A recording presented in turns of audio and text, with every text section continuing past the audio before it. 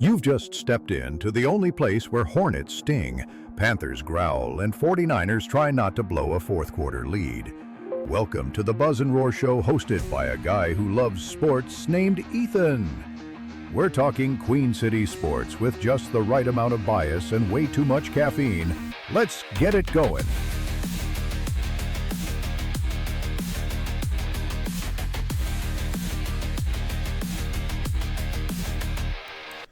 Welcome everybody to the Buzz and Roar Show. It's officially episode 28, only 2 episodes away from episode 30, baby.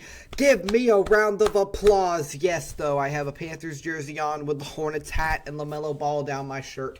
It's just a good day, okay? Charlotte sports are back, whatever. It's just a wonderful day here in Charlotte, North Carolina. However, real quick, just so everybody's aware, I'm not going to be doing as much talking in the intros or outros anymore, or in between segments. I'm trying to do a little bit different of a format because I feel like the intro kind of is just boring. So, let's just jump right into it. Kickoff here on the Buzz and Roar Show. Let's dive into the show with a game to start us off. It's kickoff time here on the Buzz and Roar Show. Who's ready? I know I am.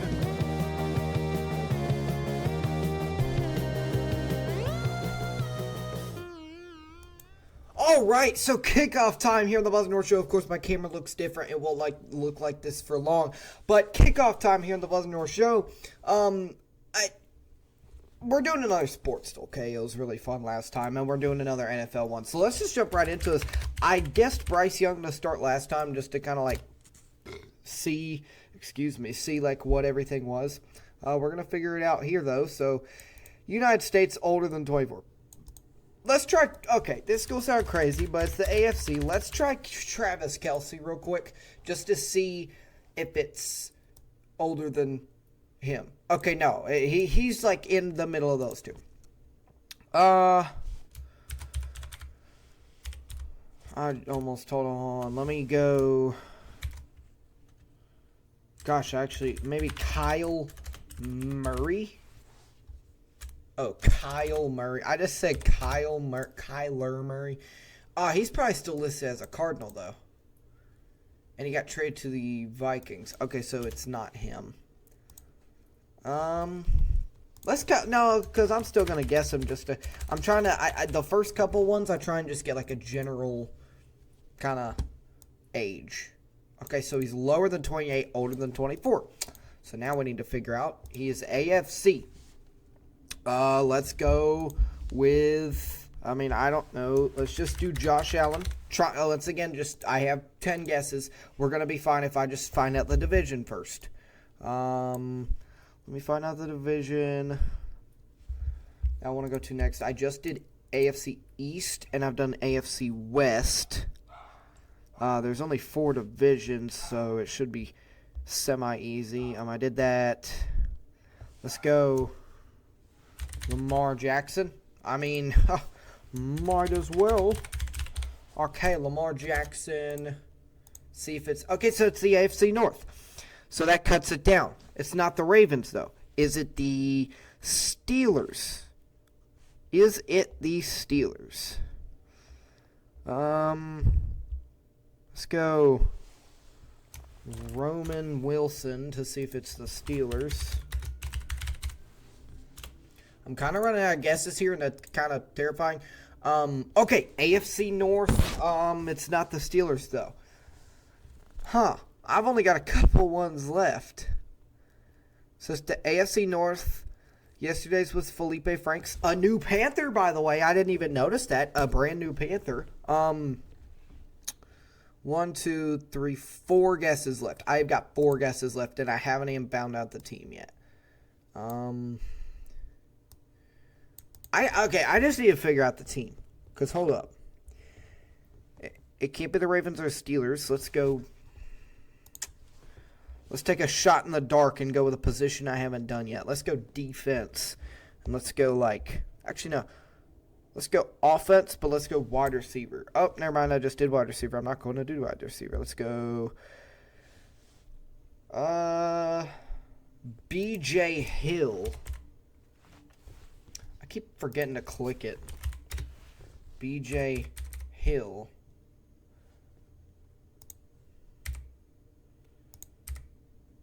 BJ Hill. Oh, well, there's... Okay, so there's 2 BJ Hills. I think it's this guy. Let's just go with him. Yep, it's the Browns. Okay, so the Browns. So the Browns, and it cannot be defensive tackle. Can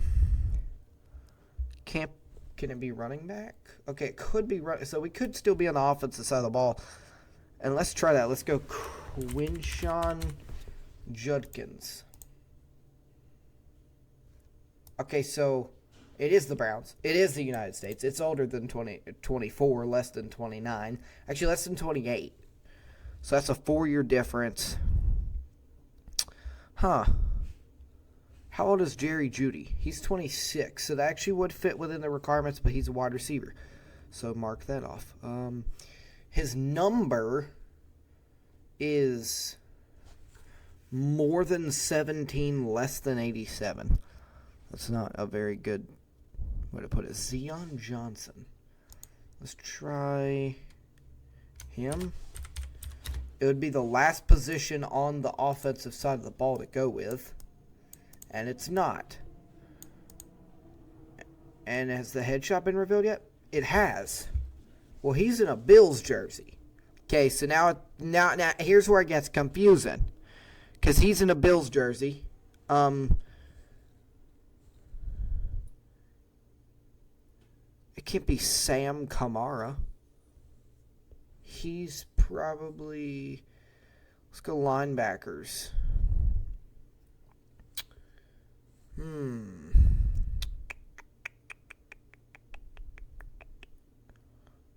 Ooh. Shot in the dark here. Let's go with a safety. With one guess away before we hop into the actual stuff. Daniel Thomas. This is a guy not many people know. Okay. Well, it's not Daniel Thomas. He's still listed as a Lion. Oh, that just ruined everything. What's the correct answer? What's the answer? Oh, I still get another guess. Okay. Well, then let's continue, I guess. Could it be Denzel Ward? He's injured. It's less than 28, so it can't be Denzel Ward. I was going to say it could be, but it actually can't. Can't be D'Angelo Ross. It can't be a corner. I mean, it can be a corner. It can't be maybe Tyson Campbell.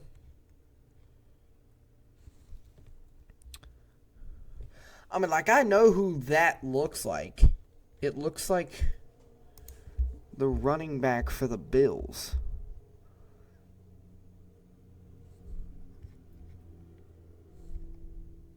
I've already guessed running back, but, I mean, is it?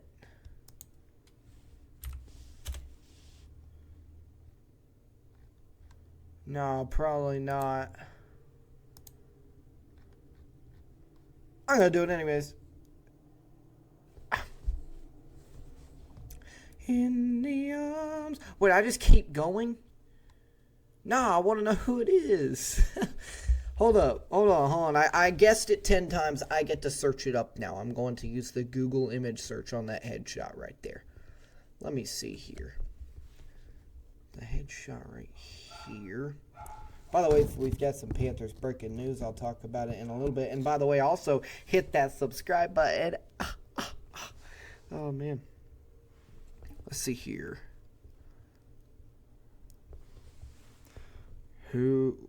What football player is this?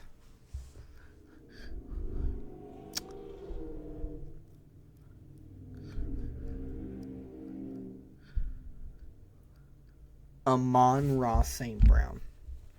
It thinks it's Amon-Ra St. Brown. If this is Amon-Ra St. Brown, then I am going to go crazy. It's not. Of course it's not. So then who is it? Even Google won't tell me. I'm not kidding. Google has no idea. Well, I guess we're not finding out because I need to go to the first segment of the day. We're 10 minutes in. Let's go ahead and go to... before I continue, if you know who that player is, leave it down below. I seriously have no clue. That's my fault. But let's go to some Panthers content to start us off. And then, of course, we'll go to the Hornets for basically the rest of the episode. The playbook.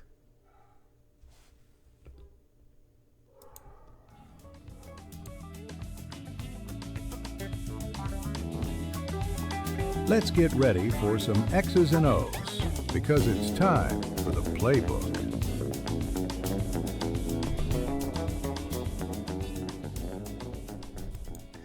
Okay, so we're finally into some actual like Panthers or Hornets content. Of course, I was trying to do the sports stool. It didn't go well, as you guys can tell. I want to talk about what will Brad Idzik's offense look like compared to Dave Canales. This is what we're going to start off with today.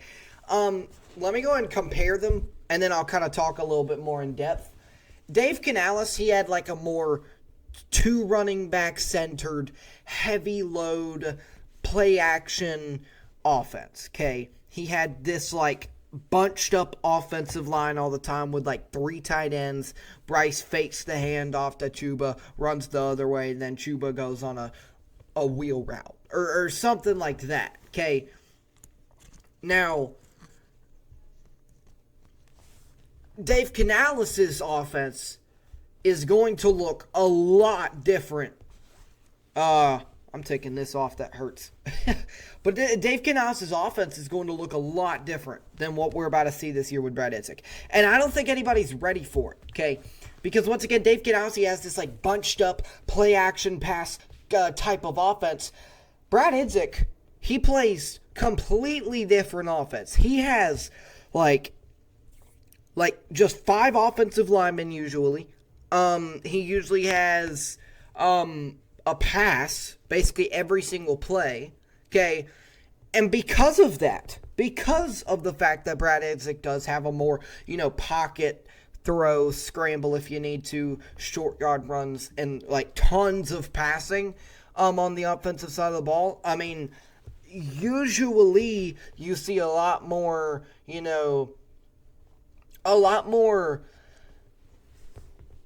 how do I put this? You see a lot more improvement from your quarterback if he's young. Okay, if you put a young quarterback into a pass-first offense, that quarterback is destined to at least do a little bit better. Now, here is where it gets a little bit tricky. Okay, Brad Idzik, he does run a pass-first offense. Like that is completely true. But it's almost like we didn't extend Bryce Young. Is this the first year that Bryce Young really gets tested? Okay, he got tested with Dave Canales the past 2 years, but is this the year that, like, Bryce Young, if he doesn't do good this year, we're cutting him? Like, is this that year? Because of the fact that Brad Idzik plays really just, calm and collected, throw 50 yards down the field. Okay, now, once again, though, Brad Idzik, he's going to be great. But because of the fact that Brad Idzik does play that, really just pass-first offense, you almost wonder if Bryce Young will be able to run in it. Because honestly, Brad Idzik's offense is most likely going to remind us a lot like Alabama. So it's almost like an advantage with a disadvantage in it. The disadvantage is that Bryce Young has to adjust to a new coordinator's offense. But the advantage of it is that, he's kind of already played like that in the past. Like, even under Dave Canales' offense, Bryce kind of plays pass first a lot. Now, Bryce Young is probably going to be a ton better this year. But I don't care if we make another playoff game. If Bryce Young cannot prove to that Panthers staff that he is good enough for an extension, I will guarantee we don't extend him. And that's not saying I don't want us to. I really love Bryce Young. If it would be my dream to meet Bryce Young. Okay, like Bryce Young is awesome, but Bryce Young, he still kind of made some mistakes last year. Okay, he was really good, but he still kind of made some mistakes, and he still kind of didn't lead when he needed to. Okay, but this year he's really going to be tested because he doesn't have to worry about like running the ball on 4th and short or stuff like that, because I would expect Dave Canales to be involved in this offense, but that doesn't mean that Brad Idzik isn't going to pass the ball like crazy. And the advantage is that you get that kind of Alabama-like offense. Alabama, they're kind of like Brad Idzik's offense is about to look like.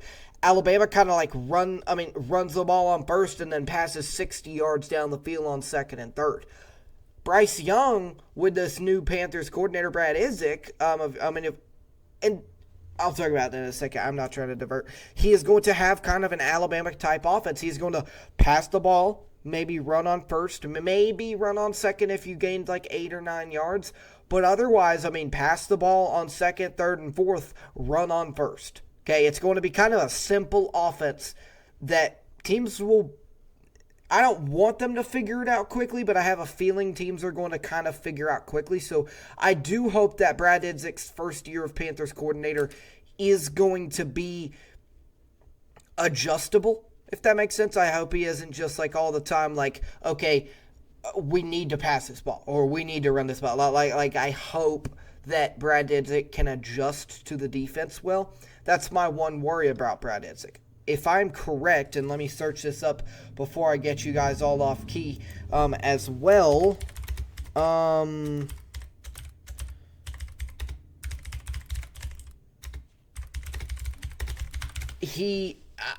on. So, this is the first time in his career that, yes, that's what I was thinking of. This is the first time in Brad Idzik's career that he will be called playing calls. It'll be his first year in his coaching career that he will be a play caller. And of course, Bryce Young, not being funny, but Bryce Young didn't run so well when Thomas Brown was calling plays. Of course, this is a lot different than Thomas Brown. Thomas Brown is not that good of a coordinator, but Brad Idzik, he is somebody who's also going to adjust. So that's another disadvantage. It's like Brad Idzik, he's young too, and he's going to have to adjust to the play calling duties too.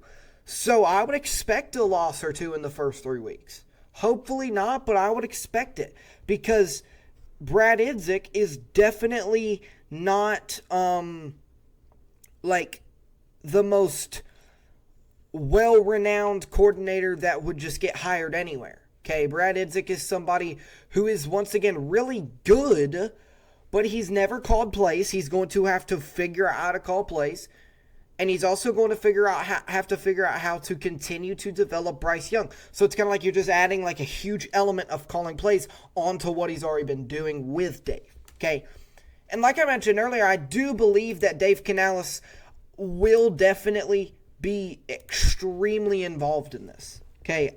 People are saying, oh, well, Dave's probably just got to step back. He's just going to worry about the whole scheme of things instead of just offense like he did the past 2 years. No, I honestly believe that Dave Canales is probably going to be standing right next to Brad Idzik the entire time, because Dave knows Brad Idzik has never called plays, and so we need to make sure he can call plays. Okay, if stuff goes haywire and we lose by 50 the first 3 weeks, I would expect Dave Canales to take over the play calling duties again. And if that happens, I would love for Dave Canales to take over the play calling duties. But my point here is that Brad Idzik is going to be a good coordinator, but I think we just have to give him patience because it is going to be a lot different. Okay, people love those goal line like play action passes that like gets your stomach quaking like an earthquake. But Brad Idzik is going to have a lot different of an offense, and we just have to adjust to that as fans, and hopefully Bryce Young can adjust to that as a player as well. Now, with that out of the way, let's go to our second of 3 segments today. I've got 3 today. Let's go to the scouting report here on the Buzz and Roar Show.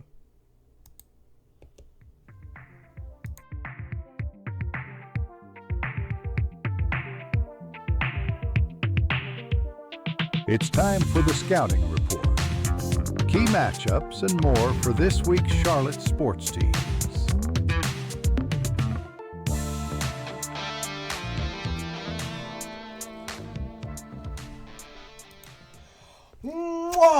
Yes, LaMelo Ball. Okay, we're talking about the Hornets. Okay, I've talked about some general stuff about the Hornets. However, I want to talk about why will Con Knippel win Rookie of the Year. Okay, and I'm not guaranteeing nothing, but I'm just saying, why will Con Knippel win Rookie of the Year?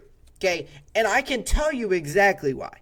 But you just have to listen to me for about 5 minutes. This is going to be a little bit shorter of a segment. And then we go on to one that, just promoting my stuff right here, it goes on to one that everybody loves, okay? I've gotten a lot of feedback saying that they love it.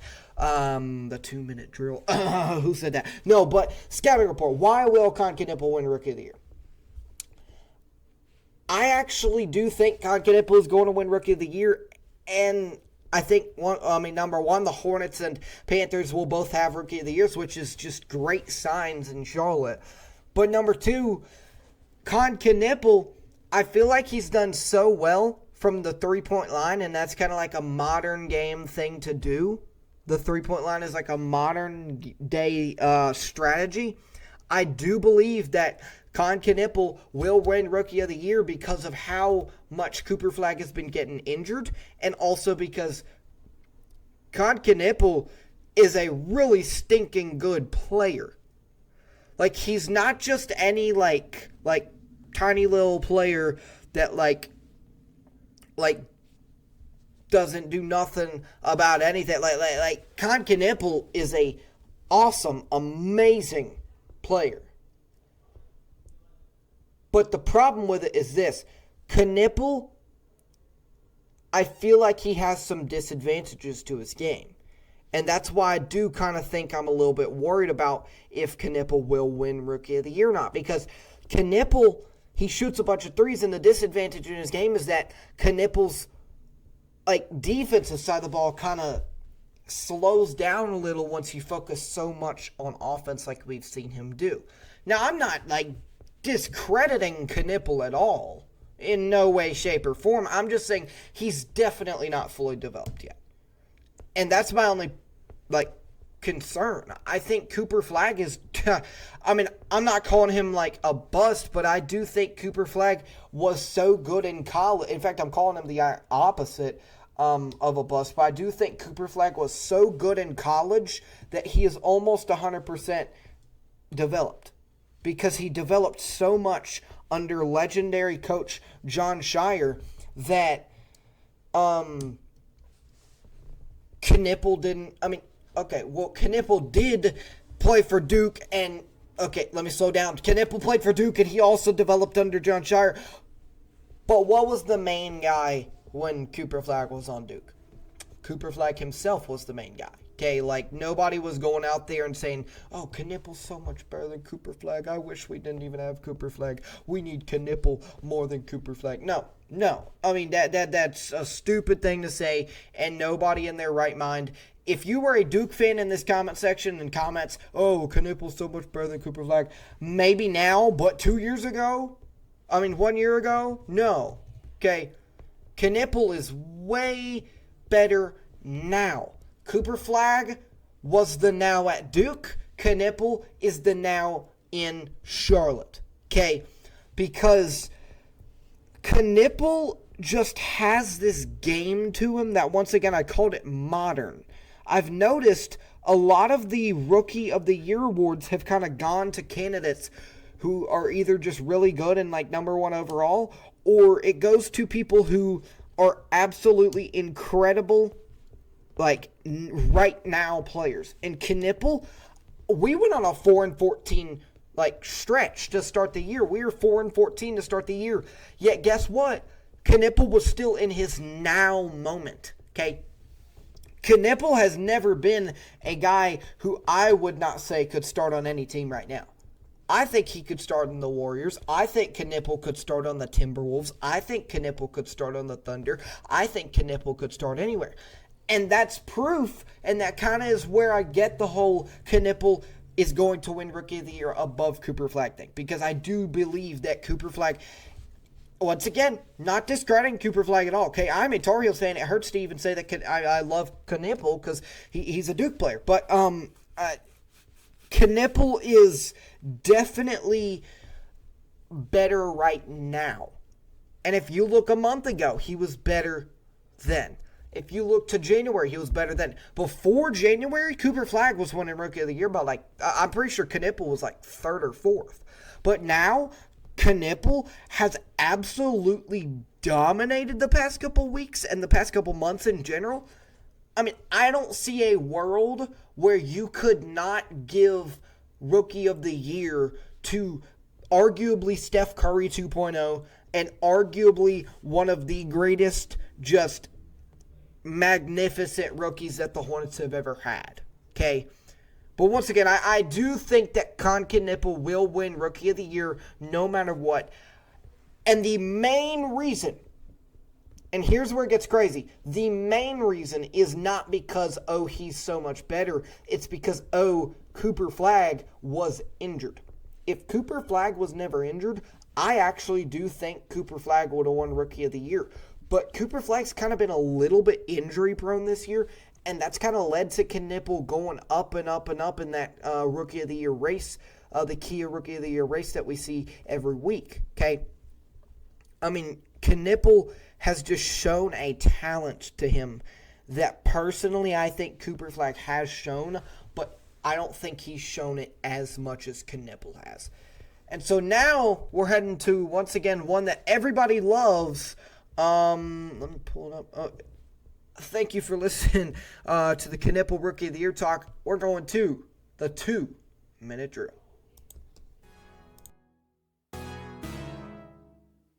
There's 2 minutes on the clock. Let's do some fast-paced, hot Charlotte sports takes in under 2 minutes. How many will Ethan make? I don't know. It's worth finding out. Is he the hot take king? Let's go.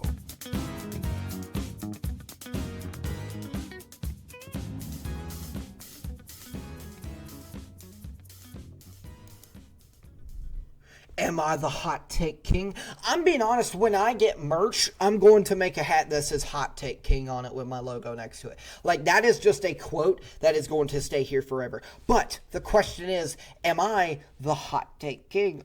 See what I did there? I have 4, 5, maybe 6 if I need to hot takes. If you're new here, I'm just explaining it. I have like 5 hot takes that I'm about to kind of explain. And I have 2 minutes to get them off, okay? Now, I have to get as many as I can off. Usually it's about 4, maybe 3. But I have to get them all off and actually, like, describe and explain everything. So this is where I like it so much, because this is like an in general thing about the Charlotte sports, okay? And so, are we ready? I think we are. By the way, at the end, there is, I'm not even going to make it an overtime segment, but I am going to talk about something else that I didn't talk about. It's some breaking Panthers news. But, 2-minute drill starts in 3, 2, hold on, real quick. Okay, the timer does work. 3, 2, 1.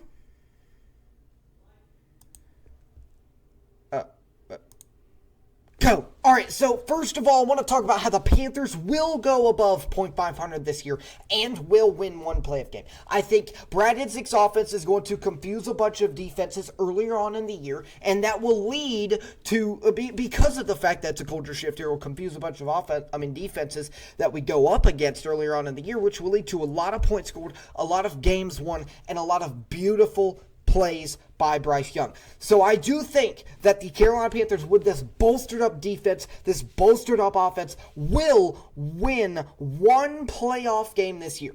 Maybe 2, maybe 3, maybe 4, win the Super Bowl. I'm kidding. Hornets will make it to the playoffs. Okay, it's the Charlotte Hornets. They've been absolutely dominant lately. I cannot express it enough to you guys that the Charlotte Hornets are a contender in this year's NBA Finals. Okay, if they can make the playoffs, they are going to ruin a big-time team's dreams. Detroit Pistons, maybe? I don't know. I'd love it. But the Hornets will make it to the playoffs. They will win their play-in games and make it straight to the playoffs. Now, 3, Con Knippel will win Rookie of the Year. I kind of put Scouts Report Con Knippel thing before I was writing all these 2-minute drill hot takes. But Con Knippel will win Rookie of the Year because of Cooper Flagg's injuries. Okay, I kind of, once again, I mentioned it earlier. I'm just kind of repeating what I said earlier. Con Knippel will win Rookie of the Year because Cooper Flagg has been proven to be injury-prone and will probably not play not even half as many games as Knippel has. Now, 4, Brad Idzik will be a very good play caller, leading the Carolina Panthers to a top 10 offense in the next season. Okay, top 10 offense next season. I think Brad Idzik's offensive schemes will be flawless. I think I'm very excited for it. I think you're very excited for it. And I think the Carolina Panthers are going to once again win one playoff game. And that is it for the 2-minute drill. That's a little bit of a summary that I put in there. Now that we've reached the 31-minute mark, I do want to throw this out there before I go. So, Christian Rozeboom is officially a Buccaneer. Now, last week I was talking about, okay, well, we got our linebacker, we got our edge rusher. My problem with the linebacker thing is that, like last week I was talking about the NFL draft, and I was like, okay, well, we got our defense bolstered up. We can just take Kenyon Sadiq. My plans have changed once again. Okay, I've changed them 3 times now, but my plans have changed once again. I do believe that Kenyon Sadiq will be drafted before 19, but not only that, even if he's not, I do believe that we would rather have a linebacker. Okay, I think the linebacker position is something we really need, especially after Rozeboom did get signed as a free agent to the Bucs. Okay, and it's a rivalry kind of division, like free agent signing. Okay, and so I do think that although our defense is looking really good right now, I don't like having Trevin Wallace as the number 1 backup option. And I also hate having only 2 really solid linebackers because Trevin Wallace is good enough to be a backup linebacker, but is he going to be, like, the best? Probably not. Okay, so I'd love to have somebody at that 3 spot, and I'd love to really just, in general, have somebody at that 3 spot. Now, that is going to do it here on the Buzz and More Show. Thanks for hanging out on the Buzz and More Show. If you want more sports stuff from Charlotte to anywhere else that throws a ball, check out my YouTube channel, capital B Buzz, capital AA, capital R Roy, capital S Show. You're probably watching this on YouTube, but if you're not, then subscribe on YouTube too. If you've never seen me off my face before, my name is Ethan. I am the host of the Buzz and More Show. I might have a co-host soon. Oh, who said that? But hit subscribe on YouTube. Hit follow on my Instagram. People always say that I'm very inactive on YouTube, but I promise you guys, I am probably the most active person in the world on @lowercase Buzz and Roar Show on Instagram. So go follow Buzz and Roar Show, all lowercase that's its tag on Instagram. Hit subscribe so you don't miss out, or don't, because I'm not your boss. But you can, and I'd love it. Trying to reach 200 subs. 200 subs would be awesome. Maybe 300, maybe 400, maybe 500. I'm trying to reach 1,000 subs at some point here. Help it happen. And that is going to do it for the Buzz and More Show. Thanks for hanging out. See you next time. Hit that sub button. Hit that follow button on Instagram. And see you in episode 29. Thanks for listening to Buzz and Roar. We talk about sports, all kinds of sports. If you like the show, hit subscribe or follow. We'll be back soon with more stuff to share. Thanks again, and see you next time.